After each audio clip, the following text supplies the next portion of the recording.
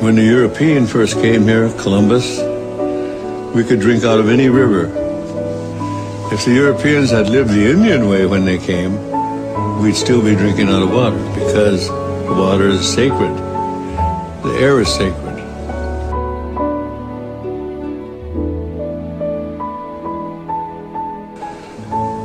Our DNA is made of the same DNA as the tree.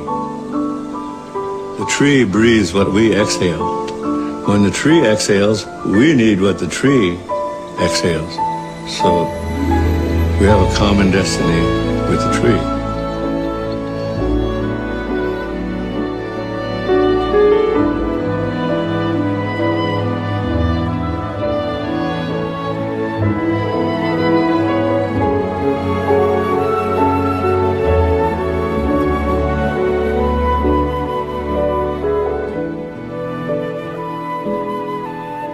We are all from the earth.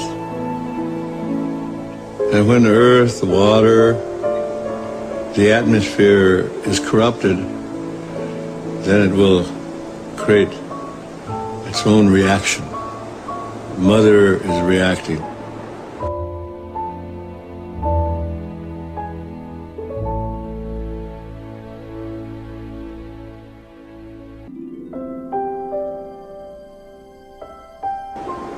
And the world has become, quote, a market. And it's this market that we have to deal with. And it's this idea of boundless and endless resources. And when you say resources, you're talking about our relatives. You're talking about our family. Fish are our family. It's not a resource, it's family. It requires all the respect.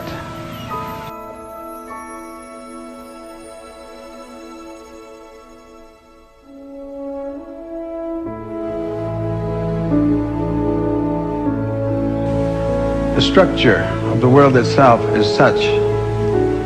It functions on natural law, and the natural law is a powerful regenerative process.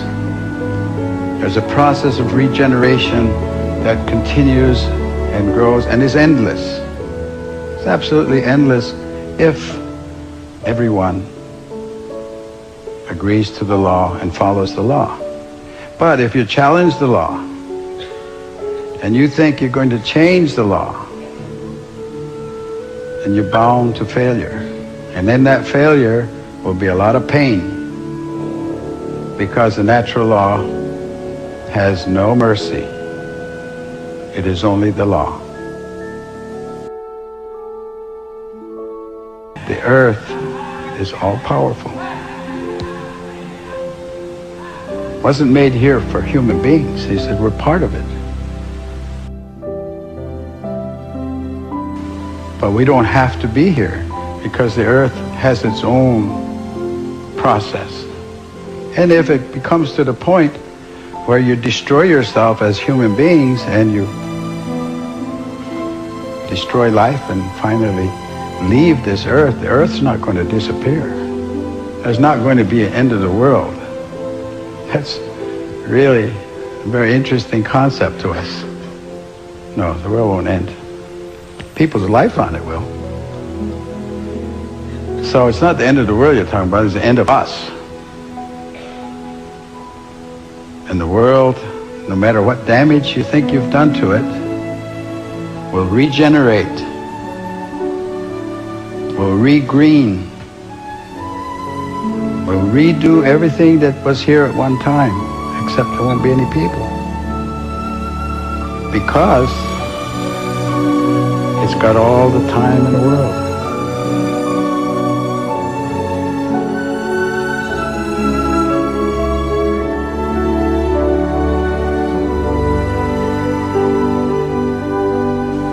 As you're coming down the final stretch, you're racing towards the finish, and there is the stone wall, and you're not pulling your horse.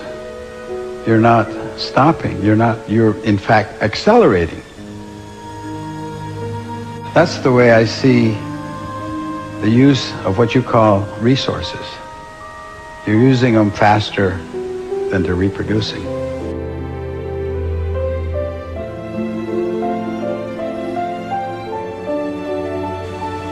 you're headed towards that disaster, and none of you are pulling your horse.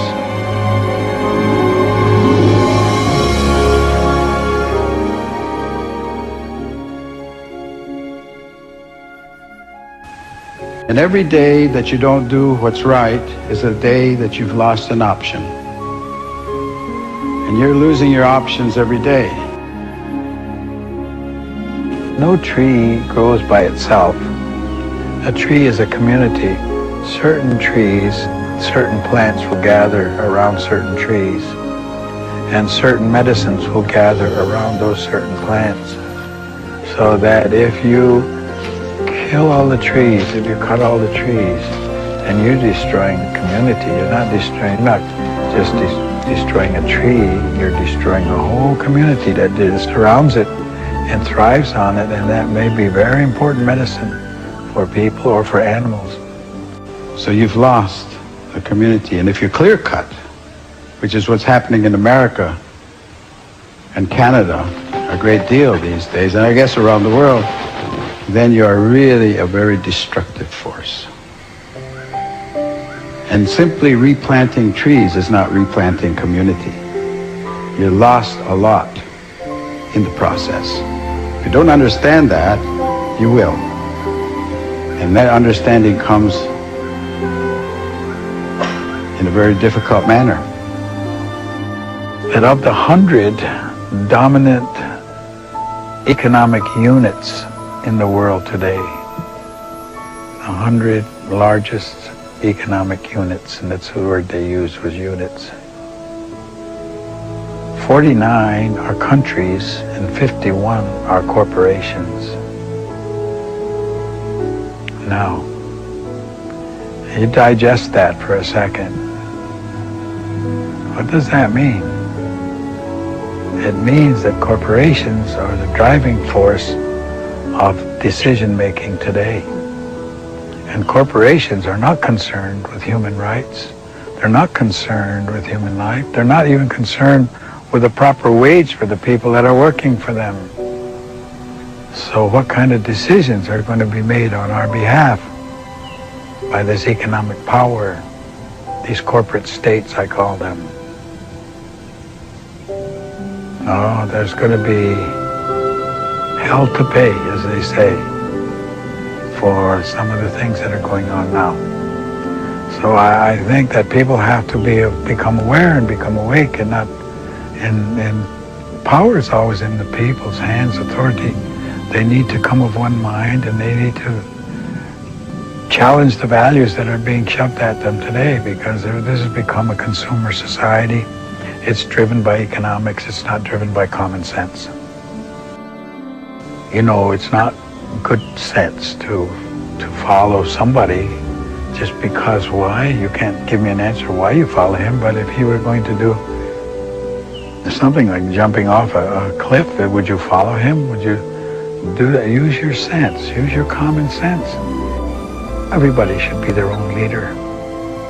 In other words, do your thinking for yourself.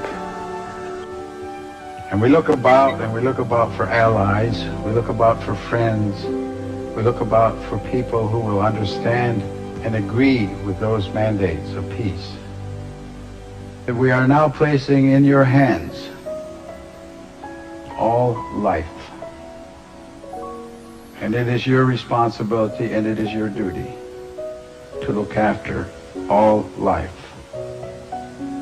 And so when he was speaking like that, he wasn't talking about our aunts and our uncles and our cousins and our fathers and our mothers. He was talking about all life. He was talking about the trees.